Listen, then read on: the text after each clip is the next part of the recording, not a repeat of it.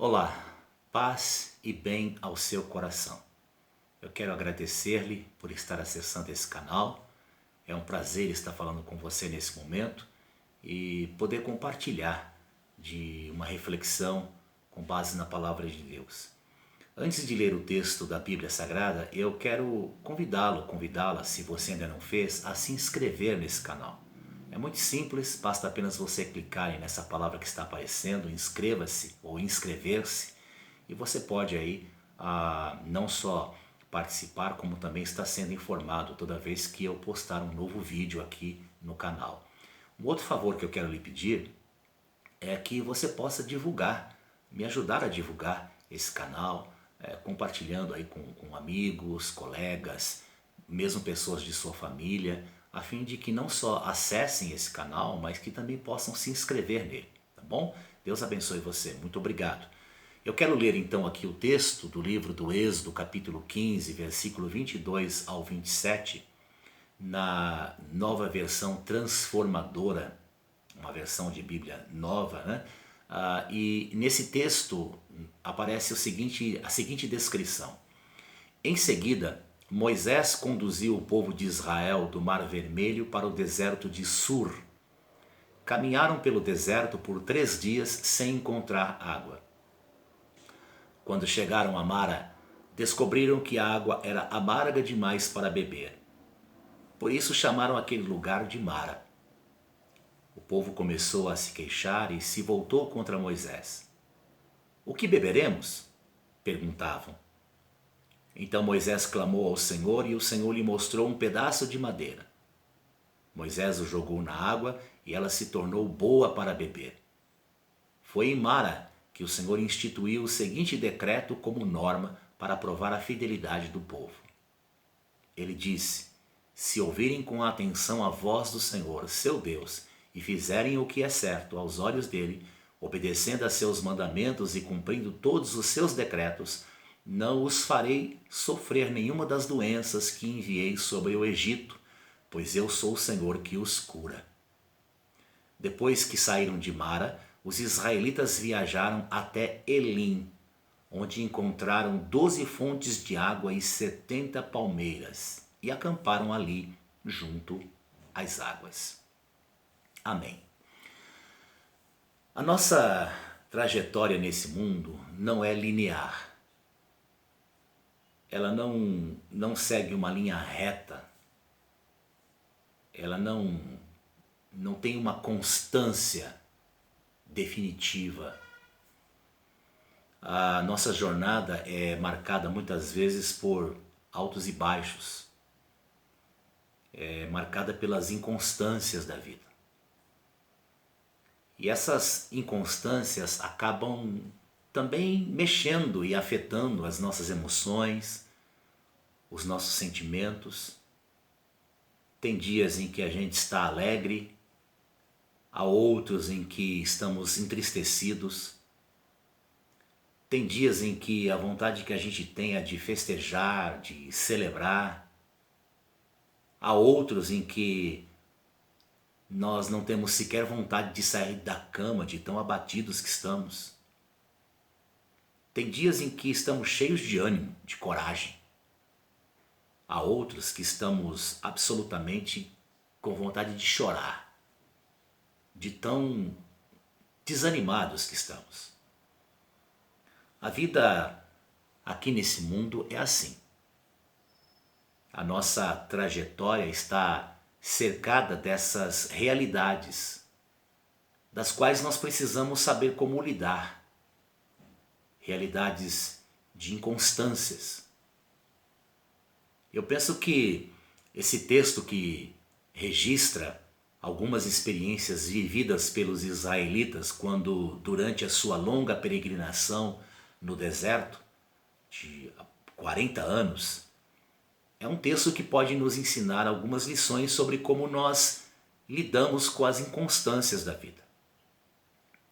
Nesse texto, nós vemos que os israelitas passaram por 3 experiências distintas, cada uma delas em locais diferentes, em lugares diferentes. O único ponto em comum nessas três experiências foi o fato de que eles tinham necessidade de água. Na primeira experiência que os israelitas tiveram foi num lugar no deserto de Sur.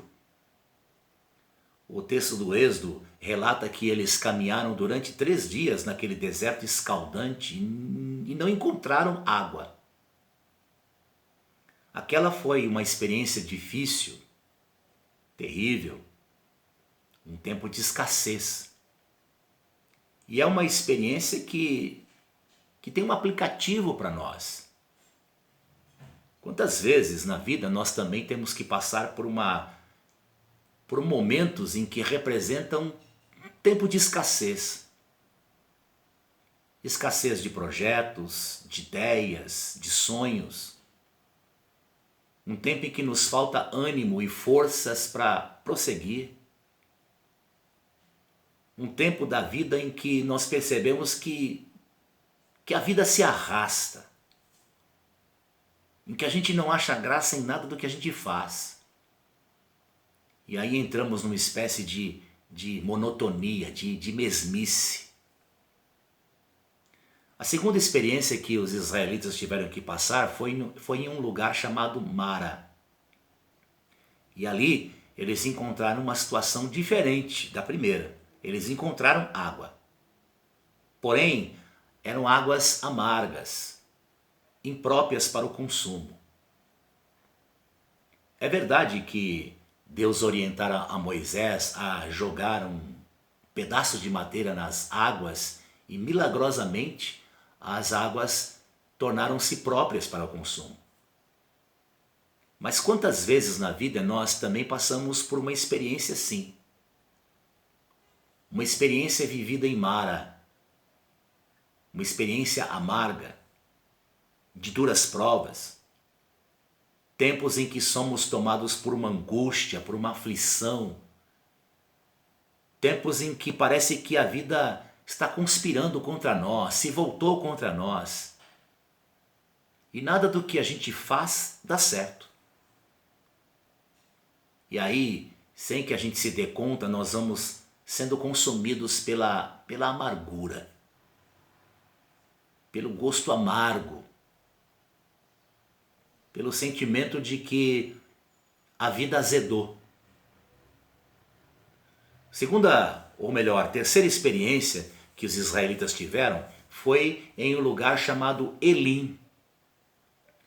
E ali a situação que eles encontraram foi absolutamente diferente das duas anteriores, porque ali em Elim eles não só encontraram muitas águas próprias para o consumo, como também encontraram palmeiras onde puderam acampar e descansar à sombra delas. E essa experiência vivida pelos israelitas simboliza um tempo de refrigério, um tempo de gozo, de paz, de alegria, um tempo em que nós experimentamos a abundante chuva das bênçãos de Deus. Então veja que durante a sua jornada pelo deserto, os israelitas tiveram que enfrentar muitas situações, não só essas que são mencionadas no texto, mas muitas outras situações de inconstâncias, de altos e baixos. E a grande questão a ser respondida é como é que a gente lida com essas circunstâncias que se alternam, que muitas vezes nos colocam diante dos altos e baixos da vida. Eu quero compartilhar com base nessa experiência ou nestas experiências vividas pelos israelitas alguns princípios, algumas lições que me vieram ao coração na meditação dessa palavra.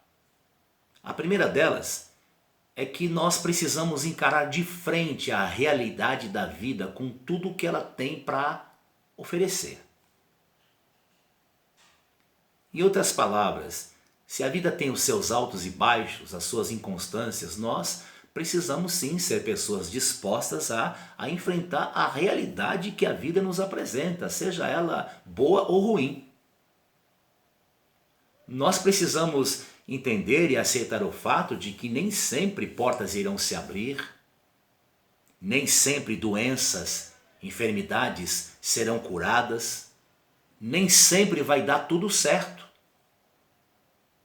Nós temos que, inclusive, admitir o fato de que servir a Deus, ser um homem e uma mulher de fé, não nos dá uma vida blindada.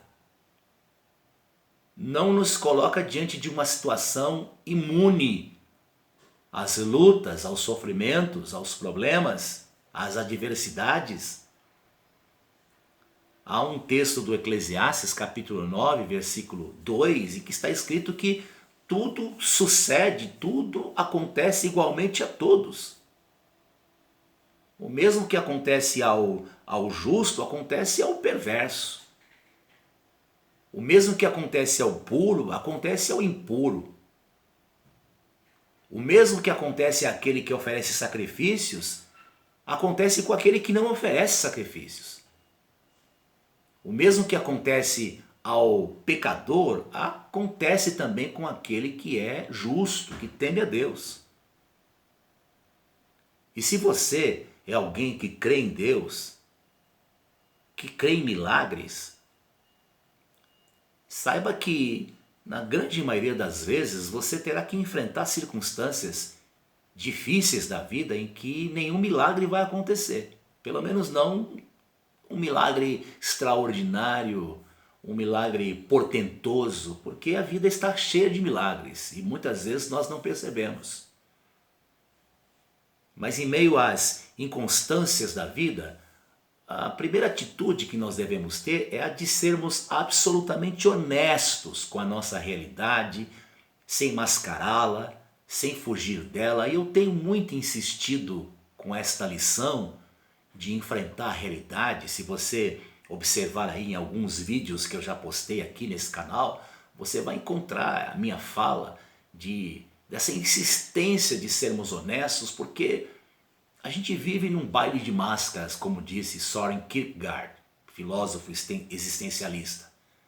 Vivemos numa época em que as pessoas valorizam mais o ter do que o ser, em que as pessoas têm uma preocupação enorme de postar nas redes sociais, muitas vezes uma imagem que não reflete a realidade. Então a gente precisa sim, num tempo em que somos colocados diante da realidade das inconstâncias da vida, dos altos e baixos, sermos honestos com a nossa realidade e sabermos que a fé em Deus não nos isenta de termos que enfrentar circunstâncias assim, momentos assim, de altos e baixos na vida. Uma segunda lição que eu consigo extrair dessas experiências vividas pelos israelitas é que nós precisamos ter a atitude e a coragem de finalizarmos as etapas da nossa vida. A vida é feita de etapas. E cada uma delas precisa ser finalizada por nós se quisermos prosseguir, seguirmos adiante. Essa é uma outra lição que eu também tenho muito insistido nas minhas postagens, nas ministrações. Qual é a etapa da sua vida que você ainda não finalizou? Há algum momento da sua vida que você ainda não colocou um ponto final, não superou? Talvez nesse momento você esteja enfrentando uma situação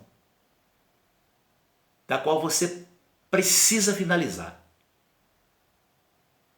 Pode ser um tempo de escassez, pode ser um tempo em que você constata que permitiu o seu coração amargar, azedar.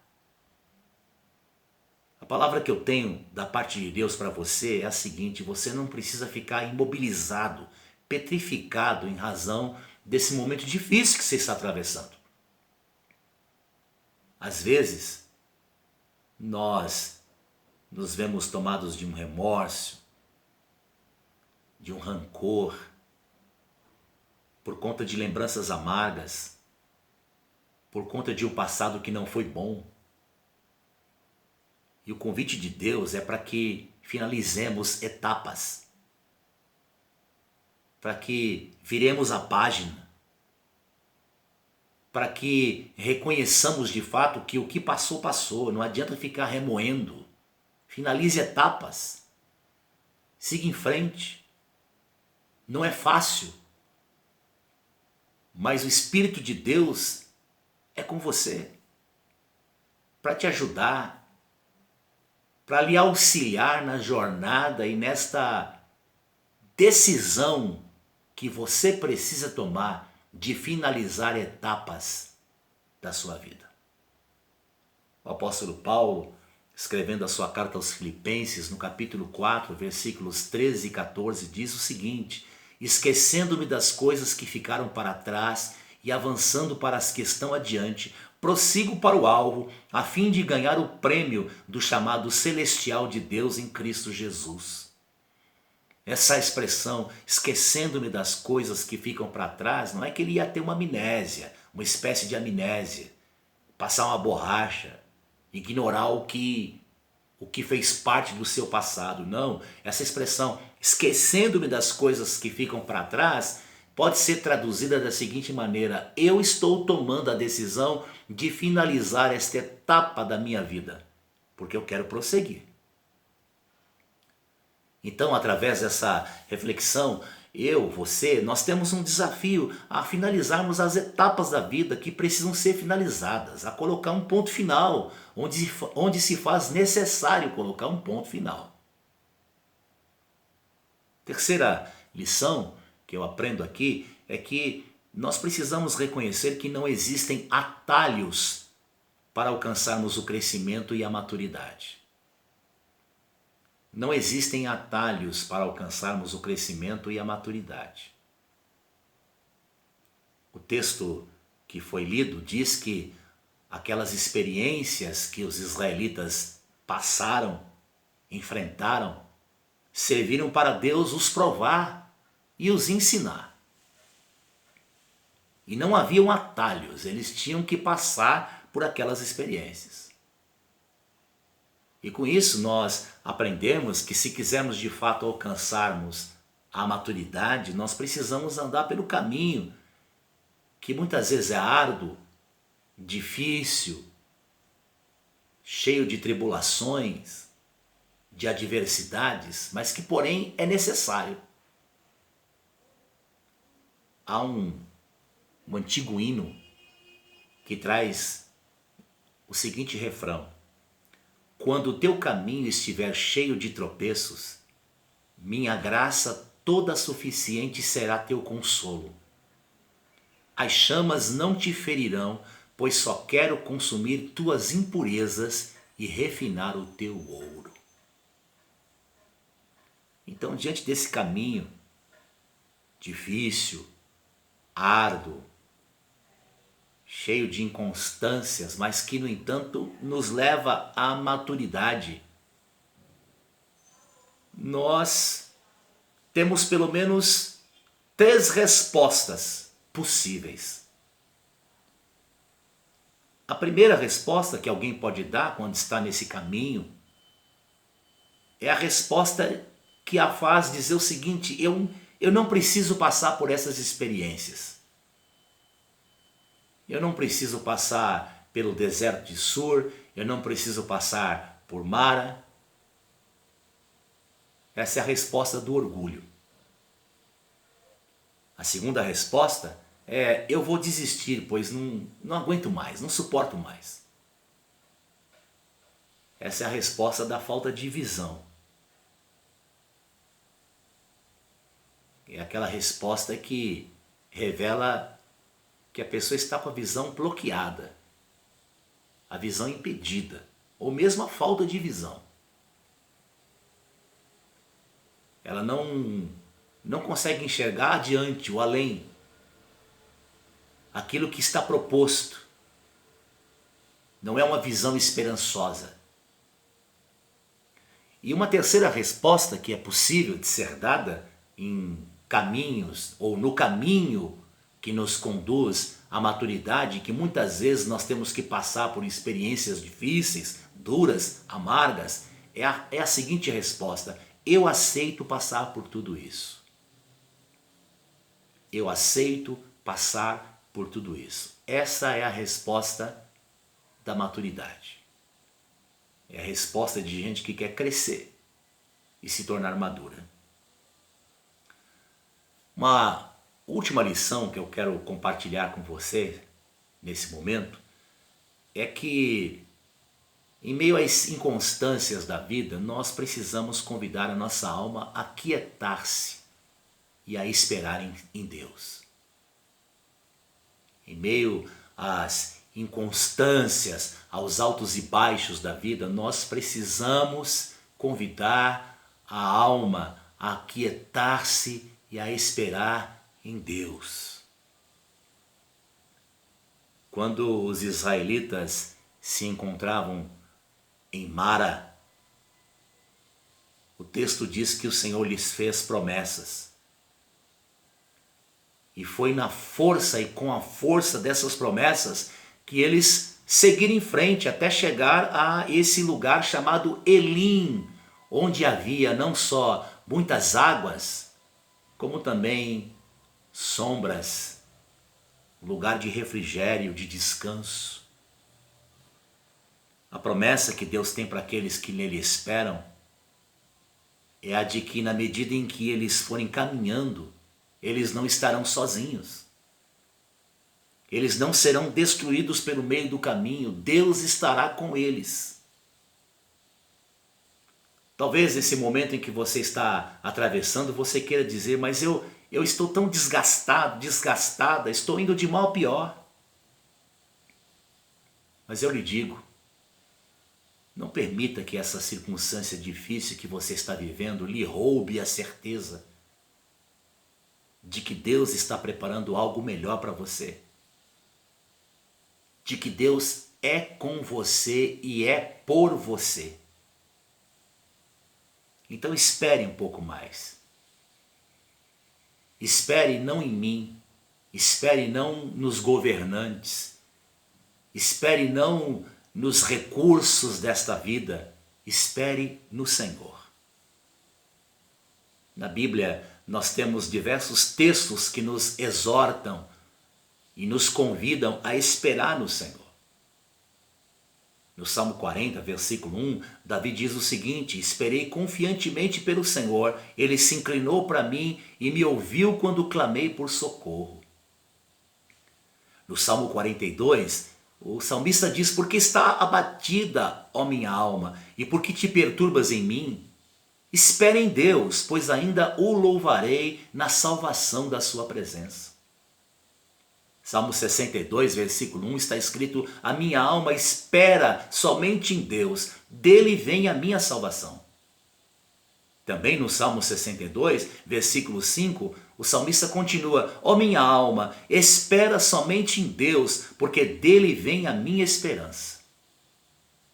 No livro do profeta Isaías, capítulo 40, versículo 31, há uma promessa extraordinária. Aqueles que esperam no Senhor renovam as suas forças, voam alto como águias, correm e não ficam exaustos, andam e não se cansam. É verdade que nem todos os dias serão brilhantes. O escritor do Eclesiastes atestou esse fato quando disse o seguinte no capítulo 3, versículo 1 ao 8. Há um momento certo para tudo, um tempo para cada atividade debaixo do céu. Há tempo de nascer e tempo de morrer, tempo de plantar e tempo de colher, tempo de matar e tempo de curar, tempo de derrubar e tempo de construir, tempo de chorar e tempo de rir, tempo de entristecer e tempo de dançar, tempo de espalhar pedras e tempo de ajuntá-las, tempo de abraçar e tempo de se afastar, tempo de procurar e tempo de deixar de buscar, tempo de guardar e tempo de jogar fora, tempo de rasgar e tempo de remendar, tempo de calar e tempo de falar, tempo de amar e tempo de odiar, tempo de guerra e tempo de paz. É fato que a vida não é linear. É fato que a vida está repleta de lutas e também está repleta de tempos de paz. Tempos de vitórias e tempos de derrotas, tempos de conquistas, tempos de perdas. Mas a despeito de tudo isso, das inconstâncias e altos e baixos da vida, a palavra de Deus nos ensina que vale a pena esperar nele. Porque com Deus e em Deus, eu e você, nós podemos caminhar com a certeza de que o melhor está por vir. O melhor está por vir em Deus. O momento em que estamos atravessando é um momento de medo, de insegurança, de dor, de luto. E de acordo com o relato bíblico, a caminhada daqui até o final, nós vamos ter sim muitas e muitas angústias, tribulações, sofrimentos, problemas, adversidades. Mas o final da história já foi escrito. Para quem confia em Deus e espera nele, você e eu já sabemos o final da história. E o final da história nos diz que o melhor está reservado para o fim. Deus está preparando algo novo, uma nova realidade. Creia nele, confie na sua palavra e não se deixe abater pelos altos e baixos, pelas inconstâncias da vida. O Senhor está com você e é por você. Que Deus te abençoe. Em nome de Jesus.